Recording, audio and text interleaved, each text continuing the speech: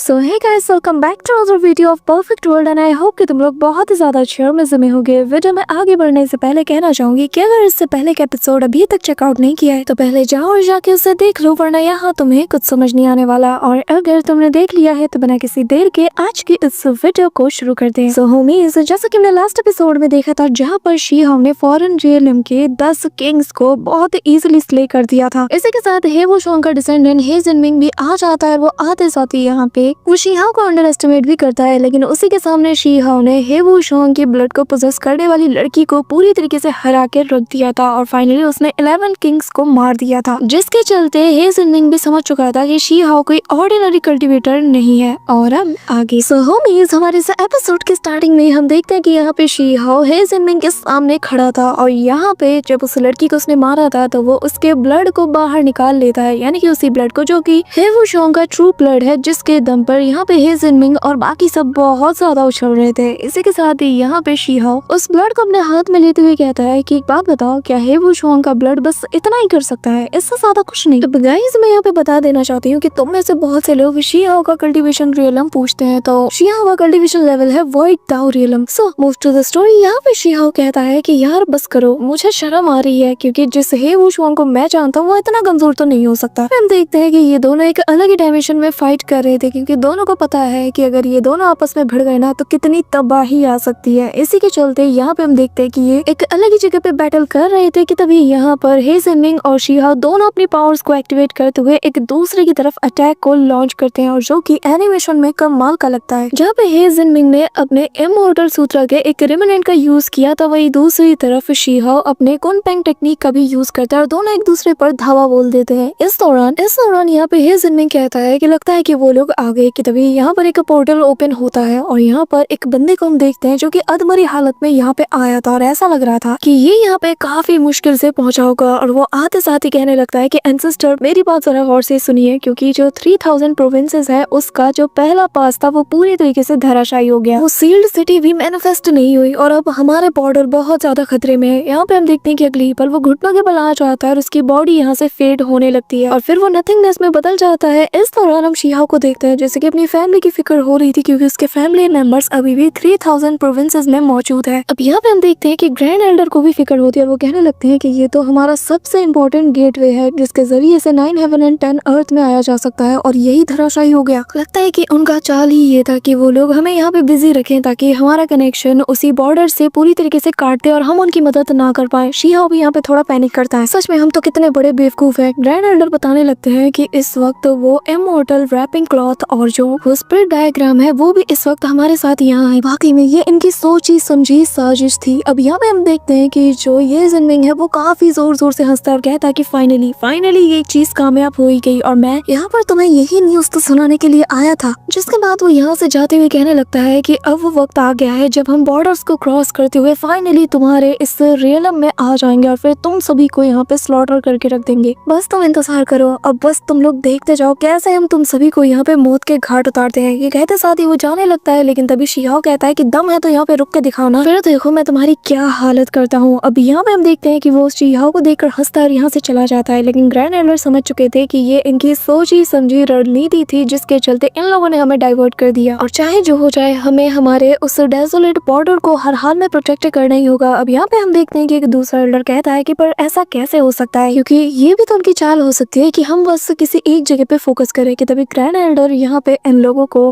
10 realm diagram और ancestral dragon horn देते हुए कहता है कि तुम लोग यहाँ से जाओ और जाकर उस जगह को प्रोटेक्ट करो, यहाँ पर बाकी सब कुछ हम संभाल लेंगे। यहाँ पे वो दोनों चीज स्केल्ड एकेडमी का एल्डर अपने हाथों में लेते साथ ही 9 हेवन एंड 10 अर्थ की टेलीपोर्टेशन फॉर्मेशन का यूज करते हुए पूरी रीइंफोर्समेंट को लेकर रवाना हो जाता है। इस दौरान इन्हें जाता हुआ देखकर ग्रैंड एल्डर से शी हाउ कहता है कि मैं भी इनके साथ जाना चाहता हूँ, क्या मुझे जाना चाहिए? मैं भी उनके साथ कंधे से कंधा मिलाकर लड़ना चाहता हूँ। जिस पे ग्रैंड एल्डर कहते हैं कि नहीं, तुम्हारी जरूरत तो वहाँ से ज्यादा यहाँ पे है, इसलिए तुम यहाँ पर मेरे साथ रहोगे। इसी के साथ हम देखते हैं कि बाकी सारे एल्डर्स भी यहाँ पे ग्रैंड एल्डर के सामने आ जाते हैं। यहाँ पे फैट गाय भी देखकर कहने लगता है कि ग्रैंड एल्डर क्या हम बस यहाँ पे चुपचाप डिफेंस में खड़े रहे? कि तभी वो बताने लगते हैं कि नहीं, यहाँ पर कुछ लोग हैं जिन्हें हमें निपटाना होगा। और तभी हम देखते हैं कि 5 घोंसले फिगर्स जो है वो यहाँ से गुजर रहे थे और इसकी बात सुनकर जोर जोर से हंसते और कहने लगते हैं कि जितना हमने सोचा था तुम उससे ज्यादा चालाक हो, वैसे यहाँ पर रुक कर भी तुम हमारा कुछ भी नहीं बिगाड़ सकते। अब अगले अगले ही पल हम देखते हैं कि जैसे ही ग्रैंड एल्डर की तरफ ये बढ़ते हैं तो ग्रैंड एल्डर एक जायंट सा पॉम अटैक इन पे कर देते हैं, जिसके चलते एक बड़ा सा एक्सप्लोजन होता है। और अगले ही पल यहाँ पे हमें एक बहुत बड़ा सा फ्लैग नजर आता है जो कि द सोल समनिंग सूत्र है। ये देखकर शी हाओ और ग्रैंड एल्डर समझ चुके हैं कि यहाँ पर ये किसी को रेजरेक्ट करने की कोशिश कर रहे हैं, क्योंकि इस एंशिएंट बैटल फील्ड में तुम जानते हो कि कौन मरा है, लेकिन इनका इरादा कुछ और ही था। ये तो यहाँ पर किसी पावरफुल बंदे को रेजरेक्ट करने के लिए अटेम्प्ट लेते हैं, लेकिन इस दौरान यहाँ पर हम देखते हैं कि स्पेस में क्रैक बन रहा था जिससे कि ये फॉरेन रियलम में झांक सकते थे, और तभी शियाओ भी अपनी पावर का यूज करते हुए उस क्रैक को और बड़ा कर देता। और यहाँ पे हम देखते हैं कि बहुत से लोग यहाँ पे अपने एंशिएंट एंसेस्टर का वेलकम कर रहे थे, जिसकी आई बॉल यहाँ पे मौजूद थी। और तभी हम यहाँ 3 एल्डर में से एक को देखते हैं जो कि यहाँ पे ग्रैंड एल्डर को देखकर हंसते हैं और कहते हैं कि तुम लोग लेट हो चुके हो, बहुत ज्यादा लेट, क्योंकि ये रिचुअल कंप्लीट हो चुका है। और अब वो चिल्लाते हुए अपने एंशिएंट एंसेस्टर लुओमू का वेलकम करते हैं। यहाँ पे हम देखते हैं कि उस आई बॉल के अंदर उसे एंशिएंट एंसेस्टर लुओमू की कुछ मेमोरीज को दिखाया जाता है, और बेसिकली ये फॉरेन लैंड का एक इमॉर्टल किंग है और इसकी सोल का छोटा सा हिस्सा उस आई बॉल के अंदर नजर आ रहा था। यहाँ पे हम देखते हैं कि ग्रैंड एल्डर जैसे ही इस लुओमू का नाम सुनते हैं और उसकी आंख को देखते हैं तो वो बताने लगते हैं कि ये वही बंदा है जो कि फॉरेन रियलम का एक एंशिएंट एंसेस्टर है, जिसने कि न जाने कितने सारी कत्लेआम मचाई थी उस एंशिएंट बैटलफील्ड में। और अगर ये लोग अपने एक ऐसे एंसेस्टर के रिमेनिंग सोल को जगाने की कोशिश कर रहे हैं तो जरूर से इनका पर्पस बहुत बड़ा होगा। और जब तक हमें इनके ट्रू इंटेंशन का पता नहीं चल जाता, बेहतर यही होगा कि कोई भी बिना सोचे समझे एक्ट नहीं करेगा, क्योंकि बॉर्डर पर हमारे डिफेंसिव टीम अभी तक नहीं पहुंची है। इस दौरान यहाँ पर ये जो एल्डर था ये अपने एंसेस्टर लुओमू से कहने लगता है कि एंसेस्टर प्लीज हमें एनलाइटमेंट कीजिए, हमें बताइए कि आखिर हम आगे क्या करें, हमें उस इंसान का नाम बताइए जिसने कि पास्ट में आपको स्ले किया था। अब यहाँ पे हम देखते हैं कि उसके एंसेस्टर की आवाज उस आई बॉल से आती है जो कि कहने लगता है कि जो कुछ भी हुआ था वो इसी एंशिएंट रियलम के बैटलफील्ड वाले एरिया में पूरी तरीके से सील्ड है,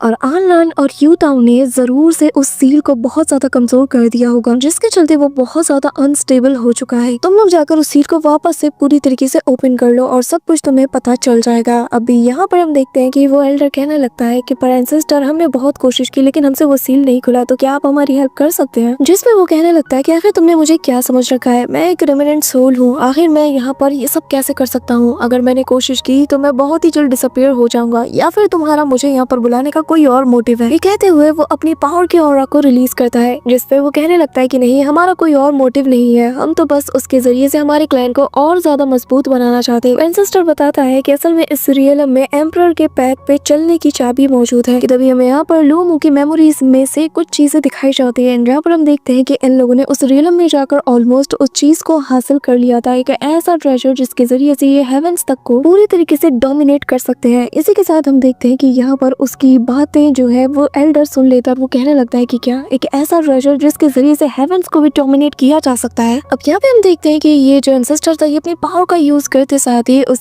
सील्ड रियलम के आखिरी बचे हिस्से को पूरी तरीके से ओपन करने की कोशिश करता है। अब यहाँ पे इनकी कॉन्वर्सेशन सुनते साथ ही शी हाओ कहता है, एल्डर क्या ऐसा पॉसिबल हो सकता है कि एक ऐसा इंसान जो कि काफी सालों पहले मर चुका है और उसकी सोल का रिमेनिंग हिस्सा, एक छोटा सा हिस्सा एक सील्ड रियलम को ओपन कर सकता है। यहाँ पे एल्डर उसकी बात सुनकर उसकी तरफ देखते हैं और फिर कहने लगते हैं कि लगता है कि तुम लुओमू को बहुत कम आंक रहे हो, ये एंशिएंट इमॉर्टल एरा का एक बहुत ही पावरफुल कल्टीवेटर है और इसकी सोल का एक छोटा हिस्सा इस हद तक पावरफुल है कि वो हमारे पूरे के पूरे रियलम को हिला के रख सकता है। अब यहाँ पे हम देखते हैं कि ये जो एंसेस्टर था ये अपनी सारी पावर्स को गैदर करते हुए सीधा उस रियलम की जो आखिरी सील है उसे ओपन करने के लिए अटैक कर देता है, जो कि आसमानों में तेज लाइटनिंग की तरह यहाँ पे टूट पड़ती है। और फिर अगले ही पल ये जो रियलम का दरवाजा था ये पूरी तरीके से खुल चुका था। इस दौरान हम देखते हैं कि विलो लीफ के जरिए से शी हाओ सारी बातें इनके सुन चुका था और अब उसे पता चल चुका था कि ये लोग अपने एंसेस्टर की उसी ट्रेजर को लेने के लिए इस एंशिएंट रियलम के डीप में जाने वाले हैं। सभी लोग काफी ज्यादा खुश थे, लेकिन शी हाओ को इनके प्लानिंग के पता लग चुका था। इस दौरान जो ग्रैंड एल्डर है वो कहने लगते हैं कि हमें कुछ भी करते हुए इन्हें रोकना होगा। और अब मैं समझा कि आखिर इन लोगों ने बॉर्डर पे हमला क्यों किया, क्योंकि इनकी प्लानिंग यही थी कि ये हमें डाइवर्ट करके इजीली एंशिएंट रियलम के अंदर एंटर होकर अपने ट्रेजर को हासिल कर पाए। अब यहाँ पे सभी लोग सीधा उस रियलम की तरफ बढ़ने बढ़ने लगते हैं, जो देखकर शिया और बाकी सब कहने लगते हैं कि आखिर अब हम इन्हें रोके तो रोके कैसे, और हम इस एंशिएंट रियलम में इसे एंटर नहीं होने दे सकते क्योंकि ये हमारे रियलम से बिलोंग करता है। अब यहाँ पे हम देखते हैं कि जैसे ही वो सारे एल्डर्स अंदर जाने की कोशिश करते हैं कि तभी उनमें से एक को उस रियलम की जो अपनी पावर्स होती है वो उसे होल्ड करने लगती है, क्योंकि वो इजीली इसे डिटेक्ट कर लेती है कि भले ही इस बंदे ने यहाँ पर इस रियलम को ओपन कर लिया हो लेकिन ये हमारे रियलम से बिलोंग नहीं करता, क्योंकि इसके दाव रूट्स जो है ये काफी ज्यादा ओल्ड है और इसकी कल्टीवेशन लेवल भी हमारे अकॉर्डिंग बिल्कुल भी नहीं, जिसके चलते रियलम पावर इन्हें सप्रेस करने की कोशिश कर रहा है। अब ये कहते साथ ही वो यहाँ पर निकालते हैं अपने वॉर पैनल को और सीधा इसकी तरफ थ्रो कर देते हैं। इस दौरान ये एल्डर भी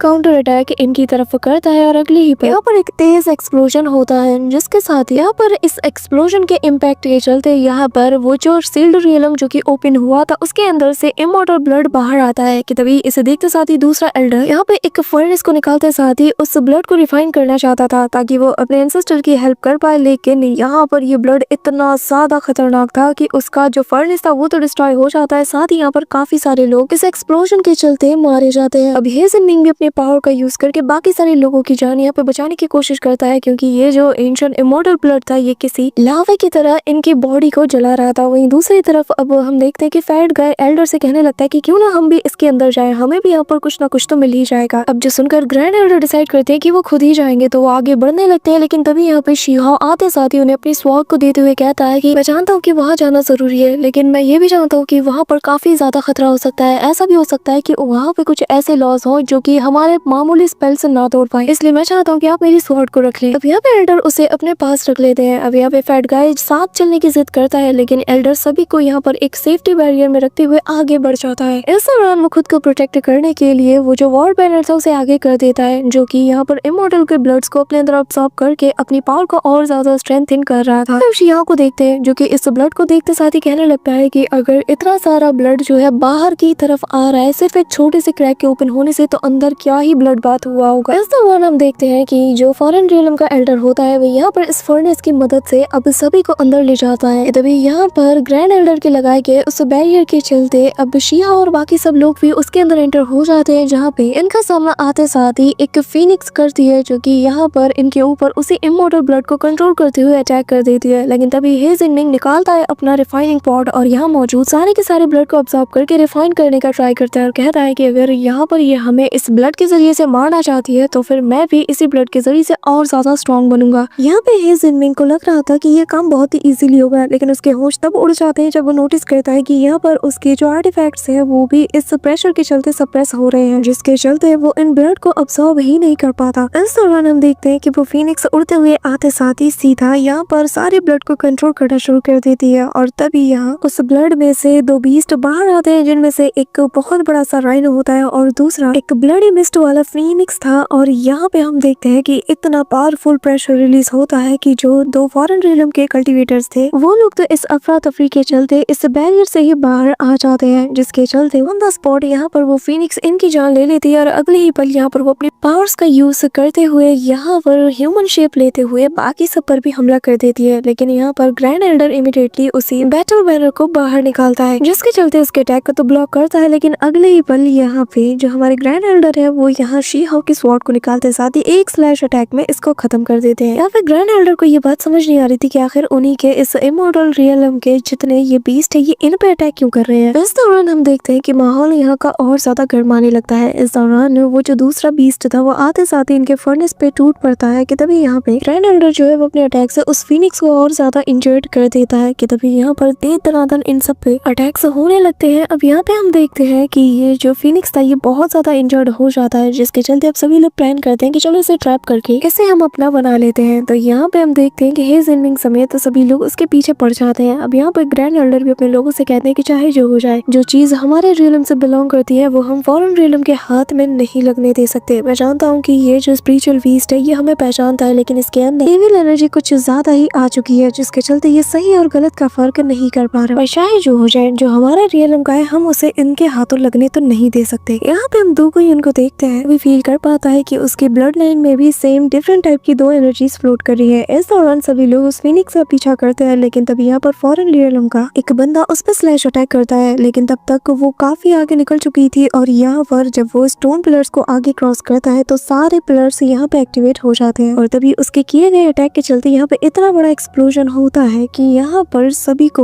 इन्फिनिटी इमोर्टल डोमेन नजर आता है जो कि काफी ज्यादा स्ट्रॉन्ग था। साथ ही यहाँ पर इन्हें एंशिएंट इमोर्टल्स की ऑरा भी फील होती है और यहाँ पे ग्रैंड एल्डर इसे टच करते साथ ही बताने लगते हैं कि भले ये एंशिएंट इमोर्टल्स की ऑरा हो लेकिन इसके अंदर की बिल्कुल भी नहीं है। इस दौरान हम देखते हैं कि यहाँ पर फॉरेन रियलम का वो जो कल्टीवेटर जिसने की फीनिक्स पे अटैक किया था वो यहाँ पे आगे बढ़ते हुए कहने लगता है कि चलो सभी लोग स्टॉर्म के अंदर जाकर सारे ट्रेजर्स हासिल कर लेते हैं, जिसके बाद उस पावर की मदद से तो जितने हमारे 10 किंग्स मरे हैं हम उन्हें रिजरेक्ट भी कर सकते हैं। पर तभी यहाँ पर हे जिनमिंग आगे आते हुए कहने लगता है कि तुम्हें क्या लगता है कि आखिर हम लोग किस जगह पर हैं? जब हमारे एंसेस्टर्स यहाँ पे नहीं बच पाए, उनकी भी लाशें यहाँ पे दफन है, तो आखिर हम क्या चीज है? ये कहते हुए वो निकालता है अपना वही फर्नेस और इसी के सहारे अब सभी लोग उसे फॉलो करते हुए आगे जाते हैं। इस दौरान हम दुगुयुन को भी देखते हैं जहाँ पर वो भी कंफ्यूज था क्योंकि जैसे जैसे ये डीप में जा रहा था इसकी कंफ्यूजन और ज्यादा बढ़ती जा रही थी। इस दौरान यहाँ पर जगह जगह पर बड़े बड़े पंचेस के निशान होते हैं जिन्हें देखकर ग्रैंड एल्डर कहने लगते हैं कि जरा सोचो वो कौन सी अजीम ताकत होगी जिसने कि यहाँ पर न जाने कितने पावरफुल कल्टीवेटर्स को ऑन द स्पॉट मार दिया होगा। इसी के साथ हम यहाँ पे हे जिनमिंग और बाकी सबको देखते हैं जहाँ पर इन्हें अपने एंसेस्टर का ब्लड तो मिल जाता है लेकिन हे जिनमिंग कंफर्म करता है कि इसके अंदर की सारी डिवाइन पावर्स जा चुकी है कि तभी यहाँ पर इन्हें ट्रू 7 कलर्ड वाला एक ब्लडी लेग मिल जाता है जिसे देखकर ये सभी लोग हैरान थे। अब यहाँ पे इन्हें यकीन नहीं हो रहा था कि आखिर कौन सा ऐसा बंदा होगा जिन्होंने की इनके एंसेस्टर को ऐसे सेल्फ डिस्ट्रक्ट होने पे मजबूर कर दिया होगा। कि तभी यहाँ पर दुगुयुन आते साथ ही कहता है कि यहाँ पर मुझे मेरे ब्लड लाइन की ऑरा फील हो रही है और यहाँ पर जैसे जैसे वो अपने कदम आगे बढ़ाता है तो सामने मौजूद वो स्टोन टैबलेट भी सेम ऑरा रिवील कर रहा था। यहाँ पे सभी लोग समझ चुके हैं कि असल में दुगुयुन के ही एंसेस्टर ने जो 9 हेवन एंड 10 अर्थ है उनके लिए लड़ाई लड़ी थी और यहाँ पे इनके फॉरेन रियलम के जो एंसेस्टर है लूमो उनको इसी के एंसेस्टर ने मारा था। इस दौरान दुगुयुन उस टैबलेट को जैसे ही टच करता है तो उसे पास की मेमोरीज सब कुछ दिखने लगती है कि कैसे यहाँ पर जो लूमो है उससे यहाँ पे दुगुयुन के एंसेस्टर फाइट कर रहे थे लेकिन यहाँ पर उन्होंने इसे नहीं मारा था बल्कि एक अनजान फोर्स आकर दोनों को ही मार देती है। साथ ही यहाँ पे इनका अपोनेंट कोई और था ये चीज भी वो यहाँ पे कंफर्म करने लगता है। अब यहाँ पर वो सारी बात इनको बता देता है कि तभी यहाँ पर फॉरेन रियलम का दूसरा बंदा कहता है कि अब जबकि तुम्हें पता चल चुका है कि हमारे एंसेस्टर तुम्हारे एंसेस्टर के दुश्मन नहीं थे तो क्यों ना तुम हमारी साइड ले लो और तुम्हारे पीछे जो कीड़े मौजूद है इन सभी को मसल डालो। यहाँ पर हम देखते हैं कि दुगुयुन उनको गुस्सा आता है और वो कहने लगता है कि आखिर तुमने हम लोगों को समझ क्या रखा है? हमारे एंसेस्टर कभी तुम्हारे लिए फाइट कर रहे थे या तुम्हारे एंसेस्टर के लिए? ये बात तो मैंने यहाँ पर नहीं कही, तो आखिर तुमने हमें समझ के क्या रखा है? और रही बात मुझे क्या करना है किसके लिए करना है ये मैं खुद डिसाइड कर लूंगा। यहाँ पे ये सुनते साथ ही वो बंदा भड़क जाता है और यहाँ पर उस पर अटैक करते हुए कहने लगता है कि अच्छा तो तुम्हारी इतनी जुबान है, जिसके एंसेस्टर हमारे पालतू रहे हैं जो कि यहाँ हमसे मदद मांगने के लिए आया था, आज वो हमसे जुबान लड़ा रहा है। ये कहते हुए वो जैसे ही अटैक करता है पर शी हाओ आते साथ ही अपनी पावर के ऑरा को रिलीज करके उसके अटैक को काउंटर करता है। अब यहाँ पे हम देखते हैं कि वो दुगुयुन को सेव करने के लिए आगे जाता है लेकिन तभी यहाँ पर उसके पावर के चलते यहाँ पर एक और टैबलेट एक्टिवेट हो चुका था जिसके चलते शी हाओ को यहाँ पर पास्ट की मेमोरीज नजर आती है जहाँ पर वो एक मिस्टीरियस लेडी को देखता है जो कि यहाँ पे फाइट कर रही थी। यहाँ पे वो लेडी फाइट करते हुए कहने लगती है कि लगता है कि सैक्रिफाइस करने के लिए मुझे ही चुना गया है, पर आखिर मैं ही क्यों? लेकिन अब जाके मैं घर जा नहीं सकती तो मैं अपनी पूरी चीज जान लगा दूंगी। लेकिन मैं फिर भी पूछना चाहती हूँ कि क्या किसी की जान को सैक्रिफाइस करके ही वो पैथ ओपन किया जा सकता है जो हाँ तो मुझे किसी प्यादे की तरह कंट्रोल करने की कोशिश कर रहा है? क्या हो अगर मैं उसकी उंगलियों को ही तोड़ के रख दूं? लगता है कोई है